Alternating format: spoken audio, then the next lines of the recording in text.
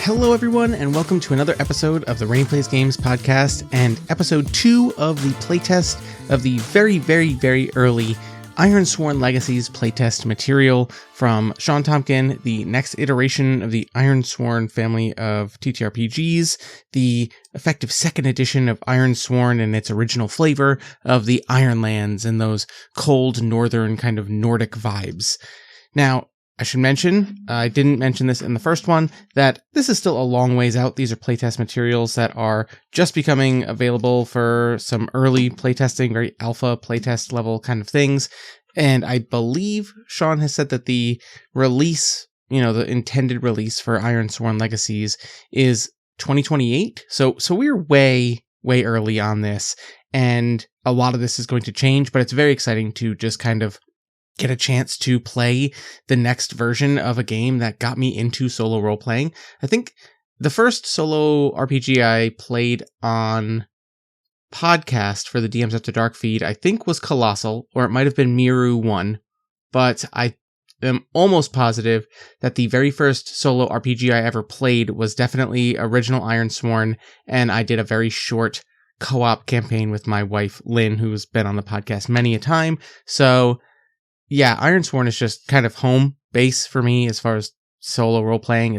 It's very much in my niche and wheelhouse as far as narrative-first gaming, so I'm very excited to play this. And I think, without further ado, I'm not going to do intros, I'm not going to do outros for these episodes. It's just playtesting, let's play it. It's going to be very loosey-goosey and minimally, edited into fancy stuff.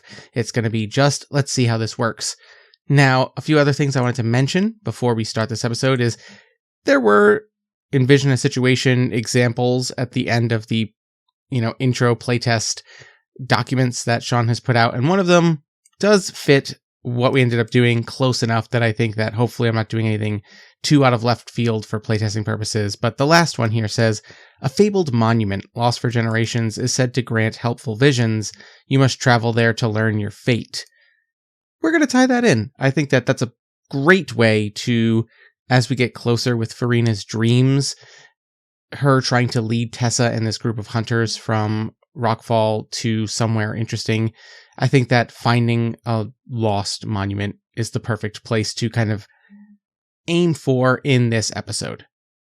I guess without further ado, let's do the episode. There are a few things that we need to talk about before we get started again. We did fill our 3 stress for our impacts in the first episode at the end of the last episode, and we also got a few boons for overcoming some enemies and making progress and things like that. So let's read up on what those do as we get started with this session.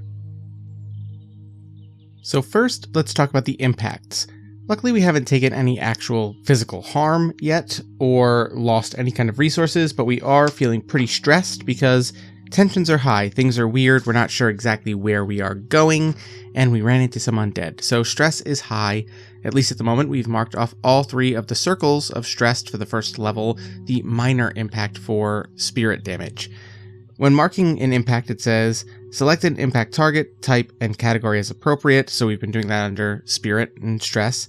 Mark the least serious available, and if none of that type are available, you start marking more serious impacts. Now we've marked the first 3, so our stressed section is completely filled. If we take any more impacts to spirit, we are going to start getting shaken. And then if we fill those 2 boxes for shaken, we will be consumed, then haunted, then desolate. I hope and don't know what will happen if we get that far, but it says here there are certain things where you will lock an impact or something like that. But for our purposes, it's no impact to mechanics when you fill the 3 first ones and fill a minor impact, but as we get to severe impacts and then more than that, it becomes, reducing your momentum, reset your max momentum, all these things. It's affecting your position. So for these, it says, if we get to severe, then we can't mend minor impacts of the same category. And mending impacts, for the minor ones, it says when time allows, take action and choose to mend a minor impact or pass time to automatically mend minor impacts. If we end up having to accrue any severe impacts, then we have to pass time and we have to spend boons in order to remove those severe impacts. That's very interesting. So the boons, that leads actually very conveniently into talking about the boons. Right now we can just pass time or take an action and choose the mend a minor impact effect from like an advantage, which is kind of cool, right? So like we can become less stressed if during our next challenge we succeed so handily that all of a sudden all this stress that was weighing on us, it's not as stressful anymore. We're doing okay.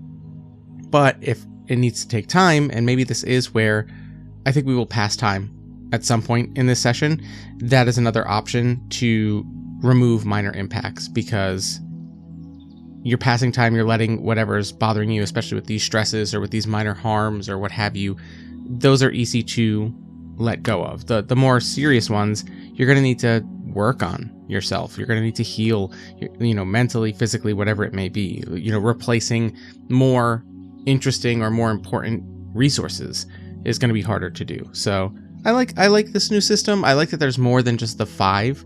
I didn't realize I didn't say this the last time. Remember I said, I can't believe there's no swear an iron vow move.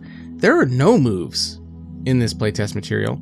In previous Ironsworn games, you'd get things like when you swear an iron vow, or when you gather information, or all of the different options when you are in combat, from, fighting up close to fighting from distance to all these things.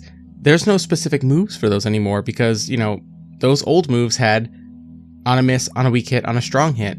Now it's just these approaches, it's these systems from these codexes that say, you're still rolling those 2 d10s and your d6 to figure out what the result is, but it's kind of interesting that it could be simplified.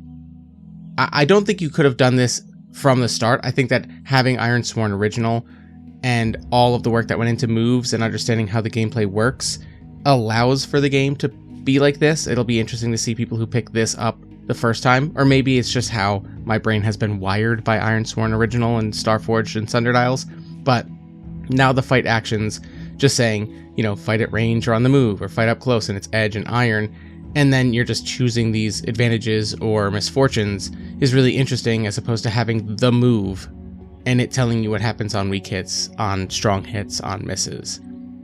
Interested. I already got off topic again. Let's talk about the boons that we got for completing our challenge. Of course, oh man, imagine if we strong hit that challenge, but we did earn 2 boons. And boons represent experience, social capital, rewards that are earned during adventures.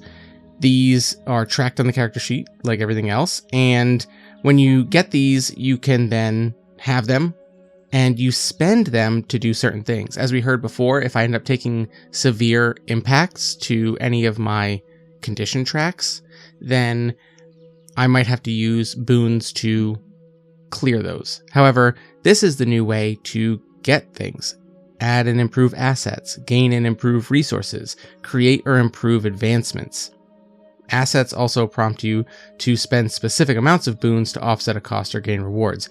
As we said, there are no assets yet in this playtest material, but this is what you're going to be doing. You're going to be taking on these challenges. You're going to be choosing to do challenges as your progress clocks and then rolling to get these boons, which may be physical rewards, they may be just, social capital as it says there, or just reputation in a way that allows you to garner experience to justify assets or improvements to assets or anything like that. So that's pretty cool. So we have 2 boons. I don't think there's anything for me to do with them in this playtest, but we haven't even completed our very first mission of escorting Farina to this place of her dreams. So let's pick back up with the actual fiction. 10 whole minutes in. Sorry, everybody. It's exciting to talk about the mechanics. At least I'm excited to talk about the mechanics. Let's get back into the story.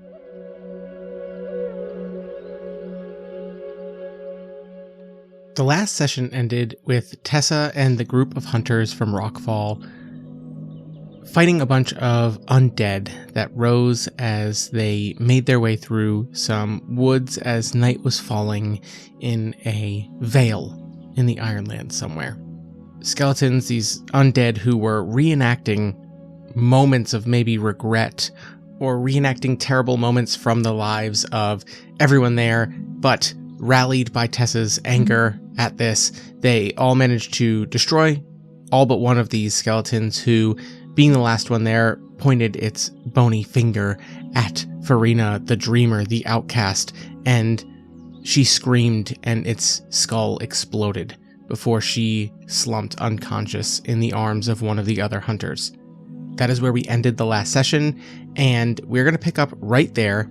Obviously, this is not a place to make any kind of camp, so I think that despite us finishing our challenge, which was the combat, and we are at 5 progress on our track to see Farina to the place of her dreams, I think that we need to roll.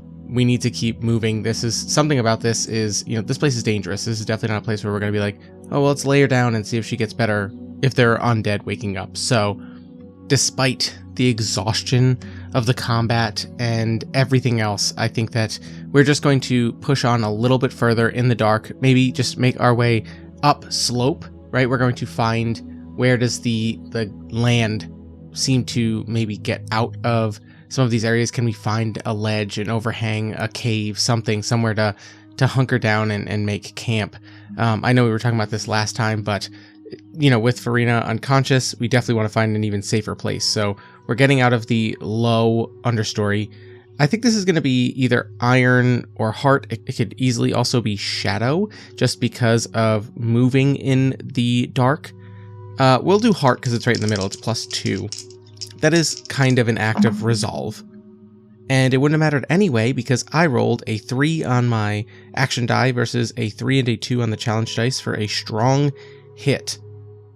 Once again, I have to get used to my terminology. That was just taking action, and we did that with, we'll say heart, but we are still in a favored position, oddly enough, after the end of that combat, because maybe we ended the combat as handily as we did. So a strong hit when you are in favored position means you get 2 advantages. We did not tempt fate, although does your intent, risk, or method suggest a high stakes outcome? No, but we will do that at one point this session. We have to do that. So we simply just found our way to a new place. We're going to, you know what, maybe we use the 2 advantages to mend a minor impact and get rid of some of this stress. That seems like a good one. You know what? And we just went over this a little bit. We're just going to, I'm going to double check. I think I just erase 1 of these 3 bubbles that are filled in, but at the very least, it allows us a little bit more, and we've managed to erase some. Yeah, I believe that's correct. And we'll say that we find a place to safely spend the night. We can put our backs to a wall. We can keep a rotating watch. Somebody can watch Farina. We can get a fire going. Simple things. Ironlanders are good at survival. They're good at roughing it. And I think that what we're able to find with a strong hit on this is somewhere where we're confident we can spend the night. I don't think this is passing time. Passing time is a bigger commitment. So we're just going to wake up with the same amount of stress and being just as lost as we were. I think I might have an interaction here and try out that system with Farina after the event with the skeletons when everyone's up in the morning, or maybe even just Tessa and Farina. Let's take a look at that codex. I'm actually really liking what I'm seeing from the Interact codex right now. It kind of replaces all of the, social moves from previous iterations of Ironsworn in those games, and the Interact setup asks you what the interaction is like. Is this casual? In which case you might just role play it and ask the Oracle a few questions to kind of inform information, what's the mood, what's the other character's goal, or what are their, what are moments that might come up in this that give more perspective or something like that. And as with all of these codexes, Fight, Journey, and Interact, they have their own oracles, which is cool, as opposed to one large action theme or descriptor focus oracles. There's specific ones for these codexes. For Interact, there's a list of moves, there's a list of actions if you are taking actions, or, if it's a casual interaction, you might just ask the Oracle. If it's a risky interaction, you might have to take action with one of the action rolls to resolve something from that situation to get what you want out of it. If it's a challenging interaction, then you're taking on a challenge. You're going to set up a progress clock and you are going to, or progress track, and you are going to make progress towards achieving your goal in a social situation. And then committed interactions might even be undertaking a full quest to build connections with important NPCs, bolster relationships, and mark progress on the quest as you gain achievements to their benefit, which is really cool. I think that, this kind of replaces maybe bonds, I want to say, like the committed interaction. You might be undertaking a quest to represent your relationship with important NPCs or, characters from your story. That might be that. You might have your own quest tracks to improve bonds and get things like that from previous versions of Ironsworn. I don't know. We'll see.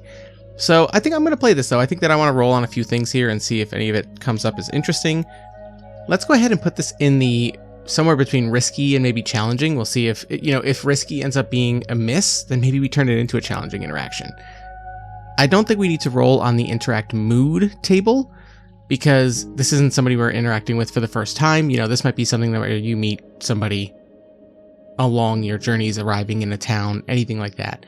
This is going to be, we know what the mood is. We're waking up, we're waiting to have the hard conversation with Farina. Not only did they fall unconscious after displaying this ability to explode the head of this undead skeleton that rose to fight us and reenacted our traumas, but they were asleep. After they fell unconscious, did they dream of a new place? Do we know where we're going? The mood is tense, right? If we fail, if we get a miss, if we get a misfortune, this might be another tension clock where we face a peril when certain things happen. I don't know. Let's go ahead and roll a D100 though on the interact moments. This is just minor details or introspective moments that might be interesting. Let's just see if something comes up here. I got a 53. Ooh, this is interesting. What unexpected connection reveals itself? Ooh, I love this. And I'm going to roll on the Oracle. I'm going to ask the overall Oracle. And I want to say we're going to say this is likely. Did we all have the same dream last night? Now that we're out here, now that we've encountered this, now that Farina has used whatever connection she has been developing or being victim to in these visions, in these dreams, now that we're traveling with her closer to the site of this, are we getting pulled into these strange abilities? I think this is likely, so let's go ahead and check. I want to say this is still, 75 or less for likely. Did we all have the same dream last night? That is a 10. So yes, we did. I think that, and that totally flavors this interaction a little differently, right? It is risky.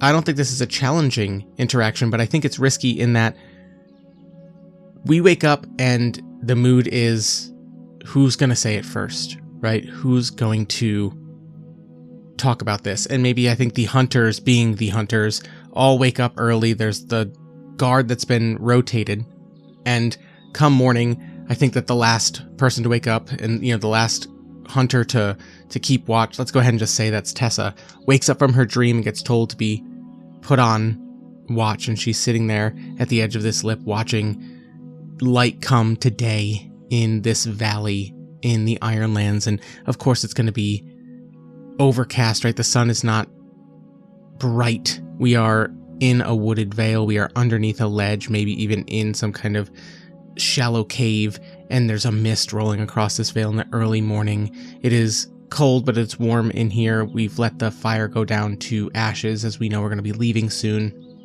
But Tessa's rolling over in her mind the dream that she had.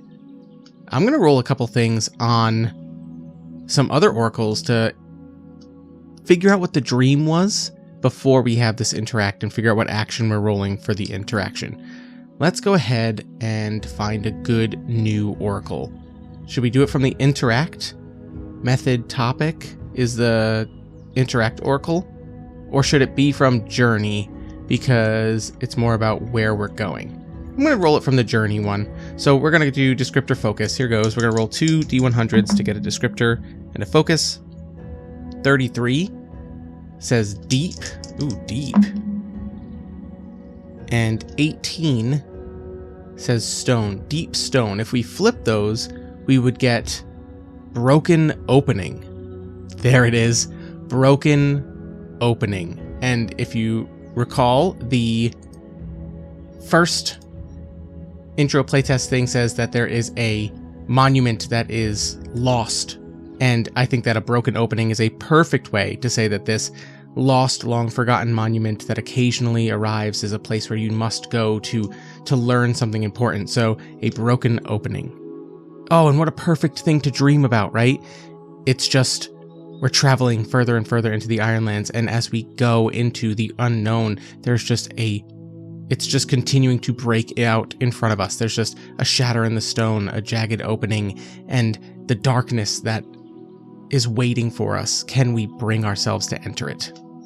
So let's go back to the Interact Oracle and take a look at the actions we can take in an Interact scene, and we get the core actions, which are, you can roll Heart, Iron, Shadow, Wits, Heart being charming, encouraging, pacifying, Iron being intimidating or threatening, Shadow being lying, bluffing, swindling, and Wits being questioning, analyzing, educating. These are very similar to core moves from, I want to say they were adventure moves in Sundered Isles and Starforged, but there's other ones here. Socialize in good company, stand firm against threats, diffuse a tense situation. I think that there's some interesting ones here. I think it's going to be Heart. Wits makes a lot of sense here, but I think that Tessa's not one to try and come up with nice words, right? Tessa, as we described her, is a tall shield maiden. The more I thought about it, I thought a hunter would definitely have wits, but a shield maiden would just be, she's got her big bone club and her shield, and she is iron, she is edge. Maybe one of the other hunters wakes up. I think maybe both of, the other three hunters are the ones getting up, except for the one who just came off watch, and the three of them are sitting around waiting for Farina to wake up. She fell unconscious. They check on her. She's been breathing. She's just fitfully sleeping. And the hunters all look at one another and share a look that says, you had the nightmares too, right? You had these dreams. And they're waiting for Farina. But as Farina does wake up and emerge from the cave, they all look to Tessa to be like, you need to be the one to break this tension. And Farina looks nervous. She's cautious. That is what she is. She's been told many, many a time. In this culture, there are seers, there are oracles, there are those who can hear things that others can't, that can do magic, that can see plans from the gods and the stars, anything like that. But what she had been doing made her feel like an outsider. She's not sure how this is all happening, but now we've all seen this. And I think that's the angle Tessa takes, is after thinking about it all morning, she looks at Farina and says, we all shared a dream. I wonder if it's the one you had. And this is pacifying, the core action of Heart. But I think this is also asserting their commitment to seeing her there and finding common ground. Tessa says, we saw the broken opening. We saw what awaits us. And we are not afraid of the dark. In darkness comes sleep, in sleep comes dreams, and in these dreams come what awaits us, what has brought you to us and all of us out here. Something wants to be found, wants to be heard, and we are with you. We're going to roll plus Heart. That is a 7 on the action die versus an 8 and a 6 on the challenge dice for a weak hit. So on a weak hit from a favored position, we are going to take 1 advantage and 1 misfortune just from the general weak hit. Are we tempting fate? Is this a high stakes outcome to put ourselves, to assume we are of the same level as Farina? I don't think so. I think not yet. We will do this. We have, another half hour probably of this, so we will tempt fate at one point. But our position is favored, so we're going to gain a second advantage. And we don't lose position, so we are still favored. We're going to get 2 advantages, 1 misfortune.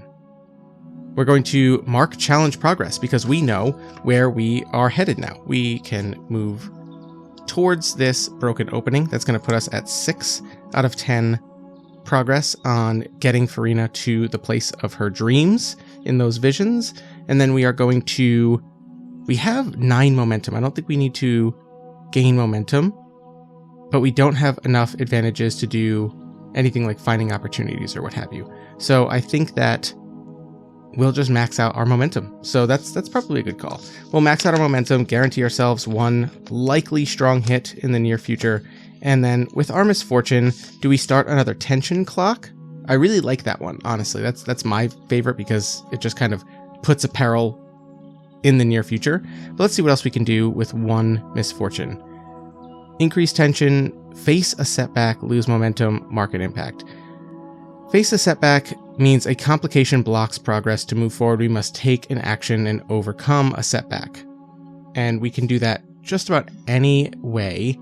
Is there a table for setbacks in the interact? Yes, there is. Okay, so we're going to face a setback. I'm going to roll a D100 to face a setback in interact. Let's see what happens. 91. A thorny misunderstanding. Oh. Ooh, I like how this just turned itself on its head. Maybe Tessa thinks by telling Farina, we all dreamed of the same thing. We know where we're going now. We know what we're doing. Farina says, no, you don't understand. We can't let whatever's in there out. We must find the thing that will keep it in there. Ooh, okay. That's a little more interesting. All right. In which case, I think all of the hunters look at one another, change their minds. They look around and they say, okay, well, Farina, do you know which way we must go? Where's the thing we must find to ensure that that broken opening does not let loose something that we don't want out? And Farina is going to lead the way, I think. So we're going to go back to the journey codex and we're going to see what happens. Oh, in the journey actions table, I just saw, among other high stakes actions, tempt fate if you press on into the night. So we should have tempted fate with a previous roll, but we will. I think we got a strong hit on that one, so we would have been all right. So let's go ahead and I think we're going to navigate overland and we're going to start a challenge. We're going to do another challenge on this one because I think this is going to take us to that place. The background vow is formidable, so we're getting 1 box of progress per. I'm going to set this as dangerous to get there. So we're going to mark 2 boxes of progress per advantage in succeeding in this, but we are going to say that arrive at the site of Farina's dreams is going to be the challenge of the day, journeying, and we are going to begin taking actions. We're going to do so from the Journey Oracle, and we're going to attempt to get there as safely as we can. So we might run into obstacles or encounters or something like that, but the first thing we're going to do is just begin navigating overland, rolling plus wits, not Tessa's strength, and I could probably roll +1 from, resources does mention NPC allies. I could absolutely say that I'm getting a +1 from the other hunters or from Farina herself, but let's just see how the roll goes. If it would make a difference, maybe, but I'm not going to fudge rolls. Oh, but this is an interesting result. I got a 5 on my action die, +1 wits for a 6, against a 6 and a 5 on the challenge dice for a weak hit. That feels right, I think. So we are going to get 2 advantages and 1 misfortune from succeeding with a weak hit on this. So we're going to be up to 4 boxes of progress, and we are going to increase the tension, starting a new 4-segment clock, because obviously we're going to find out something is waiting or watching or something. So we are at 4 boxes of progress. We have begun navigating overland and we're getting to where we need to go. Let's go ahead and roll a D100 on the journey moments just to see if there's something interesting. 59. How does the season manifest? I think we said before that it's a little bit of snowmelt. I think that the Ironlands are always cold. I think that there is difficult terrain moving further inland. And I think that now that I've thought more about it, I think that if we entered a vale or a valley and we were in the lowlands where these undying popped up and attacked us and all this stuff, I think that maybe we're heading into a glacier, right? And now we're getting into the icy, frozen plain of all of that, and we're going up the sides of these cliff faces to get up to these places, and we're heading further in, and the melt is causing lots and lots of streams and rivulets and all these things to constantly be in our way. So that's going to inform our next action, which is going to be nimbly traverse precarious ground. We're going to roll plus edge, +2 for us. Oh boy, okay. That is a 2+2 for a 4 versus 2 7s. That is a miss with a match. Now, normally that means big twist kind of things and ramp up the effect of that result. There is a little bit of note here in the new playtest materials. It says rolling a match. When you roll a match on the challenge dice, assign advantages and misfortunes to unexpected interpretations or effects. So that is a miss. We're going to lose position down to pressured. We are going to get 1 misfortune. I don't know that we tempted fate. Enter forbidden lands, brave foul weather. You know what? Let's go ahead and say we did because that's more fun. We're going to get an additional misfortune, which is going to cause us to increase tension and face a setback. I could just say we face a peril right from 2 misfortune result, but we are halfway filled with our tension clock, and we are going to have to overcome a setback from now a pressured position. Oh, you know what? Let's roll for it. There is a face a setback on the table. An 88 says stricken traveler. Ooh, does that mean another traveler? Or do we think that that means one of us becomes stricken? You know what? Oh, you know what'd be really interesting?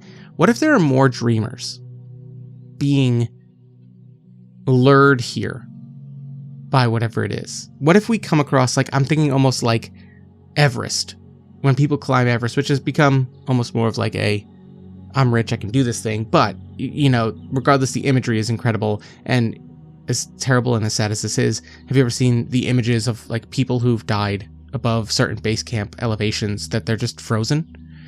And what if we find one of them? Obviously, stricken traveler is a setback that is supposed to initiate probably an interact action, but I think that what instead we're going to do is we're going to find them having been pulled so fully by the weight of these dreams, by the power of whatever magic is manifesting in these outcasts, that Farina looks down and is incredibly shaken by this. This is following a very similar format. I apologize. This is more just me, winging an adventure here. But I think that Tessa is once again going to roll plus heart to attempt to encourage her through this. Say, we're all together. We got this. Back to back. That is a 3+2 for a 5 against 2 8s on the challenge dice. That's a second miss with a match. Should I burn my momentum to make that a success with a match? No, this moment feels like it's slipping away from us. Our outcast, our strange magical person that we are escorting is losing it, right? They screamed at this undead. Tessa tried to encourage her this morning at camp. It's been, we can even say, montage, a few days of travel into this glacier, into this place where there's a broken opening in the ground that we can't go to, but there is something else beckoning her forward. And maybe she's been quiet. Maybe she's been standoffish. Farina is not talking to us. Her dreams are more and more fitful, and her magic is maybe becoming more unpredictable. And when Tessa tries to, this is definitely tempting fate, I think, tries to encourage her and say, we must go on, Farina is going to snap. And what is going to happen? With 2 misses, we're going to lose position down to desperate now. We get 2 misfortunes. We tempted fate. Oh boy. This could be encounter peril. Yeah, we're not even going to touch the tension clock. We're just going to use the 2 to encounter a peril. And I think that Farina, maybe she screams again. Maybe it's getting too much. And this scream just echoes through this enormous glacial valley. And there is a silence after this, where all the hunters look at one another, unsure of what to do with this woman. This is beyond their ability. They're trying to get her to where she needs to go, but now she's not even leading the way. She has just fell to her knees and screamed. And in the brief silence, a palpable crunch and crack somewhere further down the glacier. That broken opening has broken further, and from it spews forth shadow. And we're going to roll for an Elder Beast. Let's just have another fight here. What we were not supposed to let out is coming out. Can we get to what we need to before this thing gets far or escapes entirely? We're going to roll on the Elder Beast form table. 29 is a wolf. Ooh, I love it. This wolf made of shadow just begins pawing out of this crack in the glacier. Now, here's the thing, is we gotta roll to see, is it 1? Is it, ooh, a 16 says solitary, stands alone. Is it huge? I'm gonna ask the Oracle. 50-50. Under 50, it is enormous, and over 50, it is just slightly bigger than normal. Under 50, this is a huge wolf of shadow that has emerged from this crack in the glacier, and it begins pulling itself out, and it's almost, it defies visual logic that in this bright light of the glacier and the sun on the snow that is melting and all of this place, that there just stands something made of such darkness. Much like with the Undying tables, there is a need and tactics that we can roll on if we gain advantages or suffer misfortunes, but let's see if there's an interesting feature to this Elder Beast. I just rolled 100. Undead. Oh, okay then.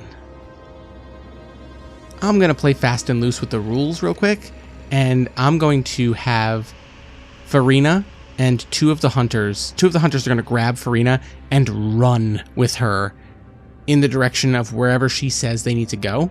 And some of our rolls are going to be making progress towards getting her there. And two others, Tessa and one other of the hunters, is going to stand before this enormous undead shadow wolf and fight it by time. Figure out what they can figure out, see if they can even harm this thing. They've let out what they were not supposed to. And I think as it pads its feet, I think maybe there's even a moment of it kind of lowers its mouth and rubs its nose into the snow and like tosses another of the frozen dead bodies of a dreamer who was making their way where we're supposed to go. All right, we're going to go into a combat. This is going to be a challenge. This is, oof, well, how difficult is this challenge going to be? We're going to say, I'm going to put it at dangerous, only because we're not trying to defeat this wolf. I think that we are trying to keep this wolf from getting out of this glacial valley, while the other hunters get Farina to whatever it is that can hold it back. So we're going to make pretty quick progress. If I'm rolling too good, maybe we'll drop it to formidable, or this isn't even my final form or something, but here goes. We're just going to kick it right off. And I think that Tessa is going to yell, run, and two are going to run at the wolf, and two are going to pick up Farina and run in the direction they were heading. This is going to be I think this is just going to be a roll plus edge. I almost feel like this is going to be to get into positions, right? And, we can definitely fight on the move and also make space. So we're rolling plus edge here. And we're going to get a weak hit, but we are in desperate position now, so this is totally changing things. Are we tempting fate with this incredibly dangerous action? I think we're tempting fate this whole fight. We'll see. That is a 3 plus 2 for a 5 versus an 8 and a 2 on the challenge dice for a weak hit. Lose position if you tempted fate. We cannot lose position any longer. We are desperate, so we are going to gain, oh boy, if you tempted fate on a weak hit, you get an additional advantage and misfortune. And if our position is desperate, we get an additional misfortune. We're getting 2 advantages, 3 misfortunes. This is crazy. Okay. We're going to mark 2 boxes of progress on both of these tracks. So get Farina to where she needs to go is up to 6, and 2 boxes of progress on holding back the Shadow Wolf. And then we have 3 misfortunes. Now, what's crazy is there's one called Trigger a Crisis, which says a fateful event threatens your legacy. If you undertake a quest to oppose the crisis, earn 2 boons. If not, clear legacy, 2 legacy for the lost advancement. So that seems like a really cool one. I think that in a big campaign, that would be nuts right now. Like, that would be me saying, this wolf does escape regardless of what we do, and now this is something that I have to undertake a quest to hunt, which I'm so tempted to do. Oh man, I love like the base idea of where this whole campaign is starting. I'm gonna end up playing a lot of this. Anyway, we're just gonna get wild with this. We are going to lose momentum, we are going to mark an impact, and we are going to face a setback. These are all things that I think make sense. Actually, instead of facing a setback, we're going to see what the tactics are. So we're going to mark a health impact because we haven't yet. So I think we're going to mark 1 health. We are going to lose 1 momentum down to 9, and we are going to roll a D100 to see what this Elder Beast tactics are. 58 says, oh, perfect. Fill the air with a harrowing cry. And I think that that is going to effectively be a setback. I think that we're going to have to roll to resist this with iron. We're going to have to close our ears. It is painful to Tessa and the other hunter up close. As the others are running away, it is just going to howl and attempt to deafen us. Let's see how we do. Plus iron. That is a 2 on the action die, plus 3 for a 5 against a 7 and a 9. I'm burning my momentum. A miss on Desperate would be, I think this would be too bad. So we're going to burn our momentum back down to 2, and we're going to make that a weak hit at the very least. At least it's a weak hit. I don't think we could handle a miss right now. It's going to cost us, but we're going to succeed. Again, we are in desperate position, so we did not tempt fate with that one. It was forced upon us. So +1 advantage, +1 misfortune, another misfortune because we are desperate. So that is going to be 2 misfortunes and 1 advantage. We're going to mark 2 more progress on the group getting Farina to where they need to go. I think that this fight, it was close, right? Like, these 2 things are very close together. Maybe it's even in, you know what? Maybe it's even in the cave, right? That this thing came out of. Maybe it was something that was holding it back, and that's where we had to let them get to. So they're at 8 progress there. I'm probably going to roll on that challenge in a second, and we are going to mark 2 misfortunes. Oh boy. Okay. Well, this definitely hurts. It just howled. We're going to mark another health for an impact, and we're going to increase the tension because maybe another peril will show up. That would be wild. We're at 3 out of 4 on that tension clock. Things could get really crazy from there, and I'm going to roll on, I'm going to roll the 2 progress dice against the 8 progress that the other 2 have made to get Farina safely to the place of her dreams. And we're going to roll on a couple of oracles to see what that looks like in that cave, and also whether or not we get there. But let's go ahead, and I'm going to go down to the Journey Oracle again. And before we roll on the progress, we're going to do descriptor focus for what is in this cave that she's been seeing in her dreams. 91 says sacred. Yes. Yes, of course it does. 81, grave. You gotta be kidding me. Sacred grave? Okay. Something is here. And we've been dealing with Undying. This is an undead shadow wolf. Moore came and replayed our grief, our trauma, our regrets. And I think that when the other 2 get here with Farina, they see that in this hole, in this chasm, in this broken opening in the glacier, maybe the first dreamer, maybe they are, and do you know what?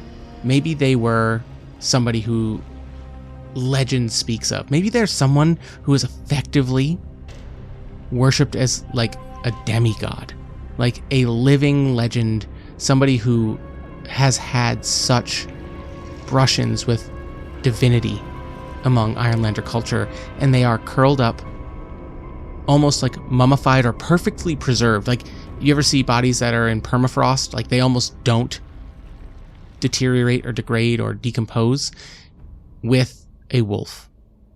And Farina stands there, and we're going to roll to see if we complete this challenge. We have 8 progress. Here we go.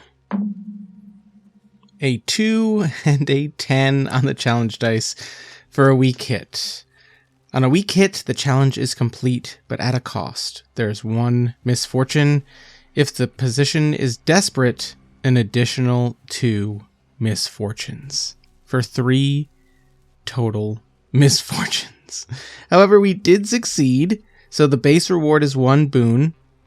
It was plus 1 boon if the challenge is a quest milestone. We can absolutely say that, so it's 2 more boons for this playtest where boons will not matter, but that's okay, I'm taking them. And we have 3 misfortunes, which means that I'm absolutely going to choose the trigger a crisis. What is the thing that Farina has to do that will... It's going to trigger this crisis. It's not going to pull back and pacify or contain this monstrous wolf spirit. What it's going to do is wound it, maybe, or unleash it. Let's find out. We're going to find an oracle and we're going to roll on that, and we're going to see what happens.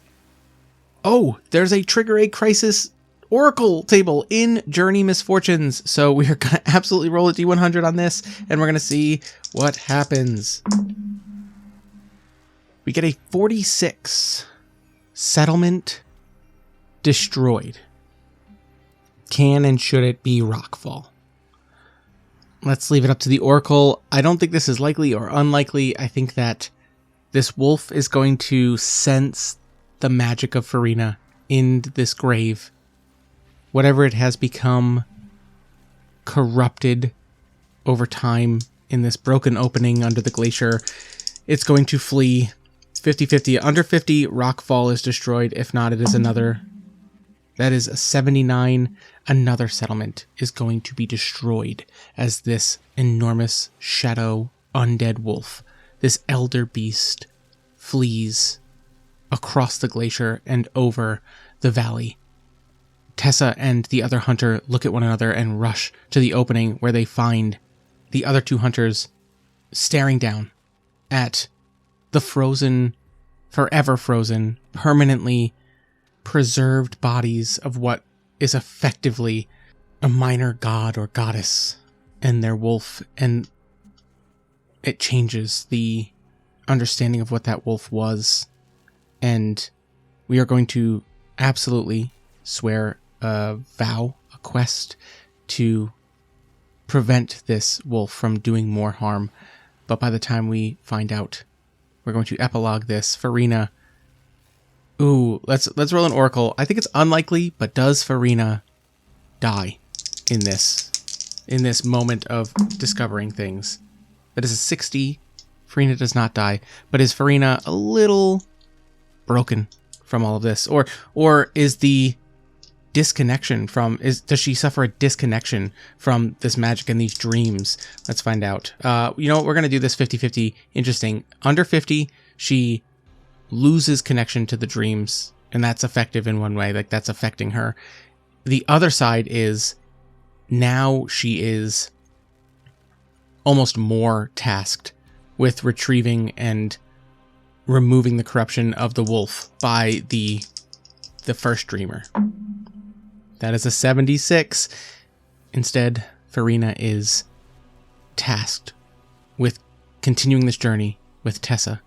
And maybe we would learn the names of the other hunters, as now it is their duty to track this wolf, this shadow wolf.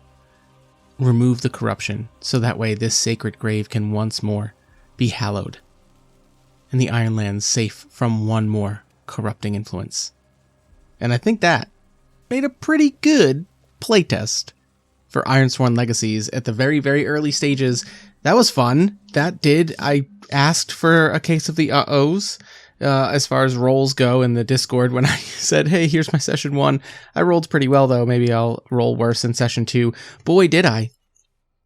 And I think that made some pretty awesome things happen. I really like the loop. It still feels like Ironsworn with strong hits, weak hits, misses. I like the advantage, misfortune, almost the game you play where it's like, well, what's the best advantage I can take for the misfortunes? I feel like, and I don't know if I said this last time, I feel like this iteration of Ironsworn is definitely poised to play better guided, and I have no justification for saying that whatsoever. I've tried to run Ironsworn guided and Starforged and Sundered Isles guided, and I always find that I just end up being I turn it into a GM list, let's all be GMs game.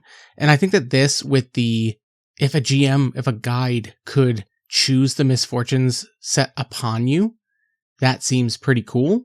Although I still feel like it would turn into we're all going to decide. But regardless, I really like what I see. There's a lot of cool stuff. I really like the campaign seed that came from this playtest, and I kind of want to continue it, but we'll see. There's a lot more Ironsworn Legacies content coming down the pipeline. Sean's working hard. So thank you, Sean. And thank you, everyone, for listening. I hope that you enjoyed it. If you want to playtest Ironsworn Legacies, go to the Discord and get in on that shared playtest materials and play your own thing and give your own feedback. And with that, I'm signing off. Have a good rest of your week, and hopefully it is not as oppressively warm as it is here. I'd rather be in the Ironlands.